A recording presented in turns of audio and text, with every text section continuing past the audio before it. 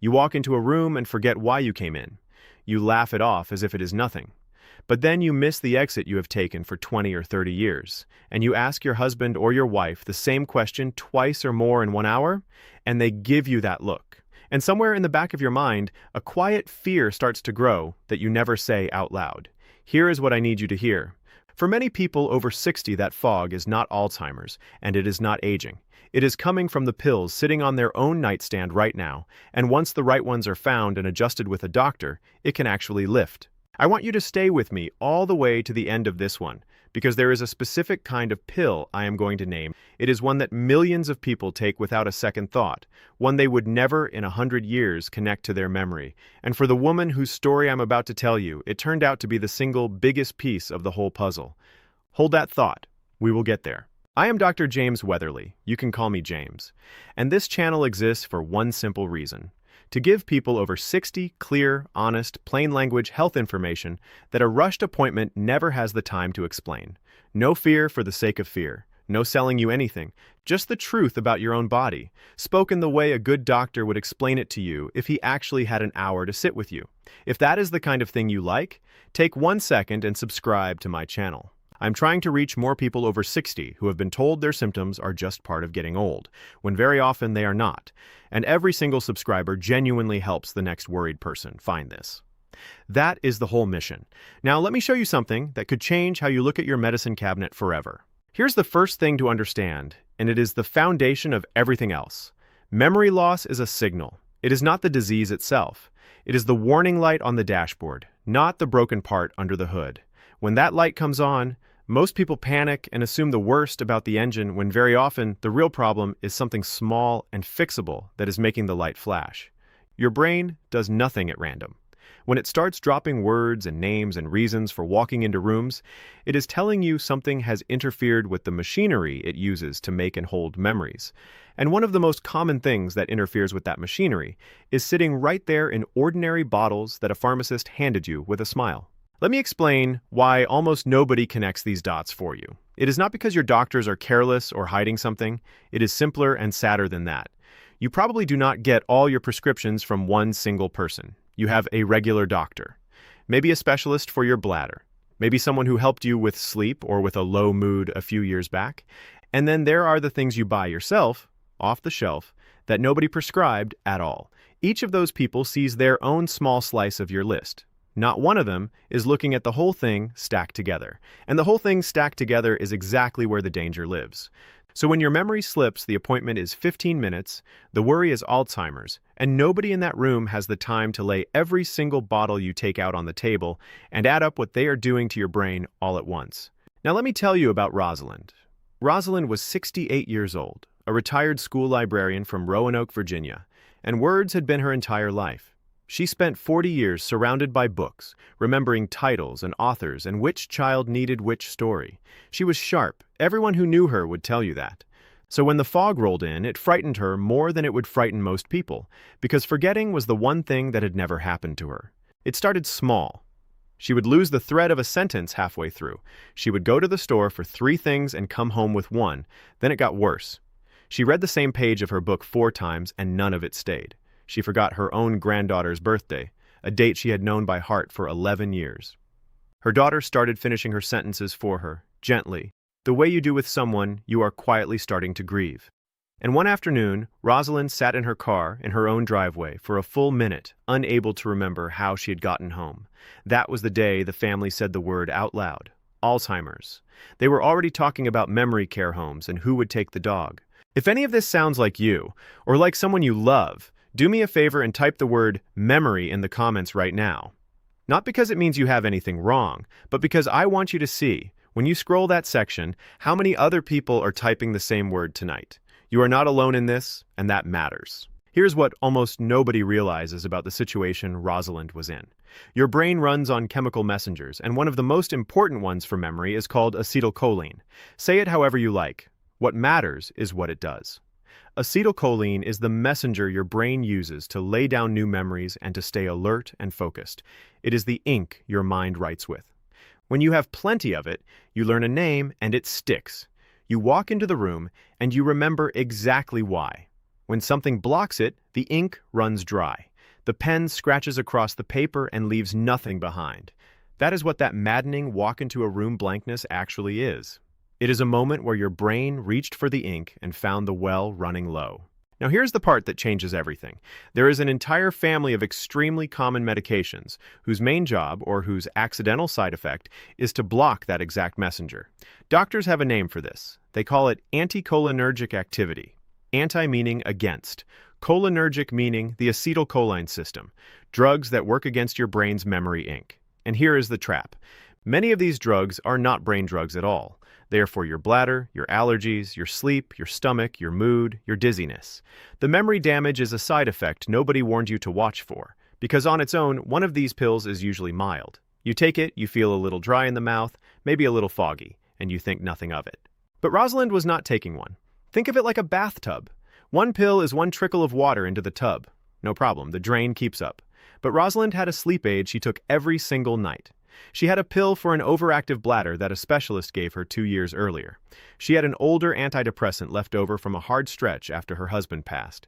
She had a nightly antihistamine for her allergies. 4 separate trickles from 4 separate sources filling the same tub. And no one person had ever seen all 4 faucets running at once. The water rose past the drain. It rose over the edge. And what overflowed looked exactly, precisely, like dementia. This is the concept I most want you to walk away with tonight, and it has a name. Cumulative anticholinergic burden. Burden, like a weight. It is not any single drug that tips a sharp mind into a fog. It is the total load of all of them added together, blocking that memory messenger a little more and a little more, until your brain simply cannot lay down new memories the way it used to. And this is not fringe or fringe theory. Researchers who study the aging brain, including large studies published in respected medical journals like JAMA Internal Medicine, have repeatedly linked a high anticholinergic burden in older adults to a significantly greater risk of memory decline and dementia diagnoses. This is established, mainstream, well-documented medicine. It is simply not something a 15-minute visit ever has the time to unpack. Let me stop here for 1 second and rehook you, because we are only halfway, and the most important part is still ahead. So far, you know that memory fog can be a warning light, not the fire, and that a stack of ordinary pills can dim your brain's memory ink. But there are 2 more forces working on someone like Rosalind that make this far more dangerous after 60 than it would ever be at 40. And there is that one specific pill I promised you at the start that nobody suspected. Stay with me. Here's the second force, and it is one of the cruelest parts of this whole story. Your body at 68 does not handle these drugs the way it did at 40. 2 things change. First, your kidneys and your liver clear medications more slowly as you age, so a drug you take at bedtime is still floating in your bloodstream the next morning, and the morning after that, quietly building up instead of washing out. And second, there is a protective wall around your brain called the blood-brain barrier. And think of it like the security gate on a gated neighborhood. When you are young, that gate is strict and keeps most of these chemicals out of the brain itself. As you age, the gate gets leaky, the guard gets tired, more of the drug slips through into the brain and acts directly on your memory. So the very same pill that did almost nothing to a 50-year-old can quietly fog a 70-year-old because it lingers longer and reaches deeper. Rosalind had been taking some of these medicines for years with no trouble. What changed was not the pills. What changed was her. And here is the third force, the one that ties it all together. Nobody was doing the math. This is the piece that failed Rosalind, and it is the piece that fails millions of people. Her sleep aid came from one aisle, her bladder pill came from a urologist, her old antidepressant came from a doctor she had not seen in 3 years, but whose prescription just kept auto-refilling. Her allergy pill she grabbed herself at the pharmacy. 4 sources, 0 coordination. Each provider looked at their one item and saw something reasonable and mild. Not one of them ever laid all 4 side by side and asked the question that would have saved her a year of terror. What is the total anticholinergic load this woman is carrying, all day, every day, at 68 years old? Let me ask you something, and I genuinely want you to answer in the comments. Have you ever actually laid out every single thing you take, prescription and over-the-counter both, in one place, and had one person look at the whole list at once? Or is your list scattered across 3 or 4 different providers who have never spoken to each other? Comment below. I read these, and I promise you the answer for most people is going to be no. Now let me tell you how Rosalind's story turned. It did not turn because of a brain scan. It turned because of one person who finally asked the right question. Her daughter, terrified but determined, took her not to another specialist but to her regular doctor and to the pharmacist, and she brought a paper bag. In that bag, she had put every single bottle from her mother's house, the nightstand, the kitchen cabinet, the bathroom, everything. And she emptied the whole bag out onto the counter at once. For the first time in years, one trained person saw the entire picture in a single glance. The pharmacist went quiet for a moment, looking at what was on that counter. Then she said something that Rosalind's daughter never forgot. She said, "Before we talk about her brain, let us talk about all of this, because taken together, this list would fog anyone." What followed was not dramatic. There was no miracle pill. Over a careful, supervised few weeks, working closely with her doctor, Rosalind's medications were reviewed one at a time. Some were swapped for alternatives that do the same job without blocking that memory messenger. Because for almost every one of these drugs, a gentler option exists. Some were slowly reduced because she simply did not need them anymore. Nothing was ever stopped suddenly or on her own, and I want to be very clear about that, because stopping some medicines abruptly is genuinely dangerous. This was slow, it was medical, and it was watched every step of the way. And the fog lifted. Not all at once. But within weeks, Rosalind was finishing her own sentences again. Within a couple of months, she was reading a whole chapter and remembering it. She remembered her granddaughter's birthday without a note. The family had been pricing memory care homes for a woman whose real problem had been sitting on her nightstand the entire time. It was never Alzheimer's. It was the medicine cabinet. Now here's the pill I promised you at the very beginning. Of everything on Rosalind's counter, the single biggest culprit was not a prescription at all.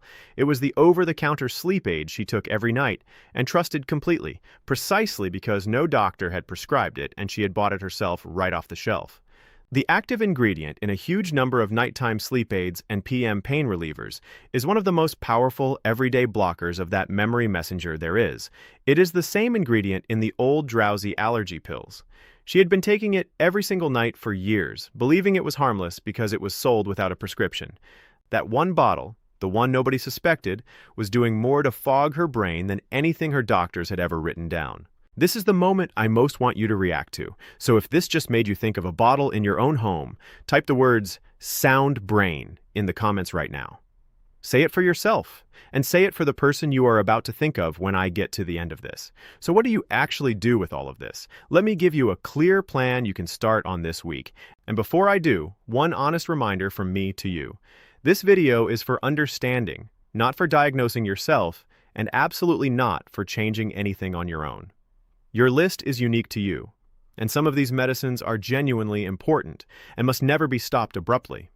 Everything here is a conversation to have with your doctor and your pharmacist, not a decision to make alone in your kitchen. With that said, here is how you take charge. Step 1. Do the brown bag. This is the single most powerful thing on this list, and it costs nothing. Take a bag and put every single thing you swallow into it.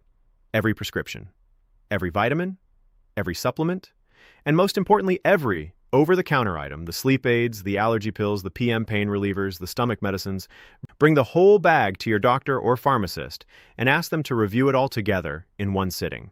The reason this works is exactly what happened to Rosalind. It forces one trained person to finally see the whole tub, every faucet at once, instead of one trickle at a time. Step 2. Ask one specific question in these words. Doctor, could any of these medications be adding to my anticholinergic burden and affecting my memory? That word, anticholinergic, is the key that unlocks the right conversation because it tells your doctor you are asking about this exact mechanism. Most people never know to ask it. Now you do. The reason this matters is that it moves the appointment from vague worry about your brain to a specific, solvable question about your list. Step 3. Look hard at anything you take to sleep and anything drowsy you take for allergies, especially the ones you buy yourself. These over-the-counter nighttime products are, for a great many people, the biggest hidden source of this whole problem, exactly as they were for Rosalind. Do not throw them out on your own. But do put them at the very top of the list of things to ask about, because they are so often the heaviest single weight and the easiest one to safely replace with something gentler on the brain. Step 4. Get one captain for your medicine list. In all the coming and going between different doctors and specialists, ask that either your main doctor or a single pharmacist you trust becomes the one person who sees and manages your entire list. One captain watching the whole ship. This is the thing that failed Rosalind for years, and fixing it is what protects you going forward, because burden creeps back the moment nobody is watching the total again. Step 5. Give it honest time and track it. If you and your doctor safely adjust your medications, the fog does not always vanish overnight, because these drugs can take time to fully clear an older body. Keep a simple note of how your memory feels week to week. That record becomes real evidence you can bring back to your doctor, and it is often the thing that shows, in black and white, that the fog was never permanent to begin with. Now, I want to talk to you honestly for a moment about when this is not the answer, because being responsible matters more than being reassuring. Not all memory loss comes from medication, and some memory symptoms need a doctor quickly, not eventually. If memory loss comes on suddenly, if it comes with trouble speaking or weakness or drooping on one side of the face or a terrible sudden headache, that is a possible stroke and you call for emergency help immediately, that same minute. And even the slower kind of memory change absolutely deserves a proper medical evaluation, because real dementia is also real, and catching anything early always gives you more options. What I am telling you tonight is not that Alzheimer's does not exist. It is that before you accept that verdict, someone needs to empty the bag out on the counter first. Because for a great many people, the answer was hiding in that bag the whole time.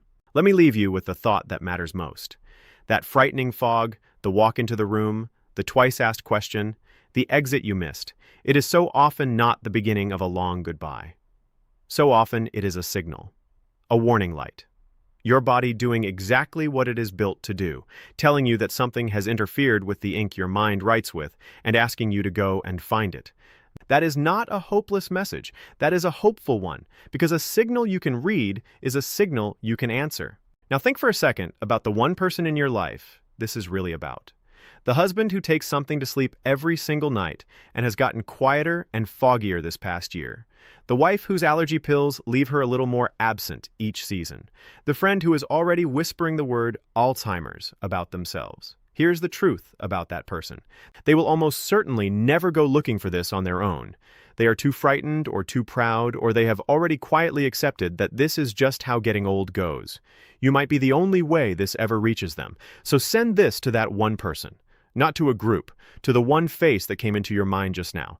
That single share could be the thing that puts the bag on the counter. And if you want me to keep explaining the things that nobody else takes the time to explain, the quiet signals your body is sending that get brushed off as just your age, then subscribe and stay with me, because there is a great deal more your body is trying to tell you, and I am going to keep sitting down and walking you through all of it. Next week, I am going to show you what your handwriting can quietly reveal about your brain and your nervous system years before anything else does. It is subtle, most people miss it entirely, and once you see it, you will never look at a shopping list the same way again. I'm Dr. James Weatherly. Take good care of yourself this week.